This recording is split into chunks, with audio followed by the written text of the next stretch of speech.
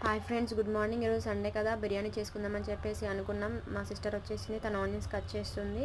Cut చేసి పక్కన పెట్టేసుకొని అవి గోల్డెన్ కలర్ వచ్చేంత వరకు వేగించుకోవాలంటే ఒక 2 minutes.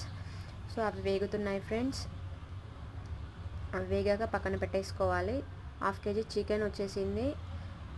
బాస్మతి రైస్ కూడా తెచ్చేసుకున్నాం. అందులో ఉప్పు, కారం, మసాలా, దానికి సంబంధించిన అన్నీ కలిపేసి పక్కన పెట్టేసుకోవాలి.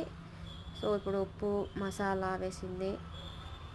సో కొంచెం లైట్గా ఆయిల్ కూడా వేసింది. ఫ్రైడ్ ఆనియన్స్ కూడా అందులో యాడ్ చేసేసింది. లివర్ ఫ్రై కూడా చేసుకుంటున్నాం ఫ్రెండ్స్, కానీ అది ఎలా ఉంటుందో తెలియదు. బాంబుల్లా వేగిపోతున్నాయి, చాలా భయం వేసింది.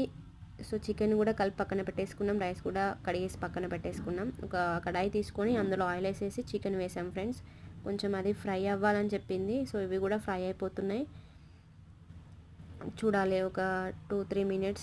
ఇవి ఎలా అంటే అలా పైకి వచ్చేస్తున్నాయి ఫ్రెండ్స్. చాలా బాంబుల్లా వేగిపోతున్నాయి ఫ్రెండ్స్. అందులో ఉప్పు, కారం, మసాలా సేమ్ మన చికెన్ లాగానే అన్నీ అందులో వేసి కలిపేసుకోవాలి ఫ్రెండ్స్. సో అన్నం అయితే రెడీ అయిపోయింది. రైస్ అందులో యాడ్ చేస్తుంది ఒక లేయర్ లాగా. అందులో కొంచెం రైస్ ఎక్కువ అయిపోయినాయి ఫ్రెండ్స్.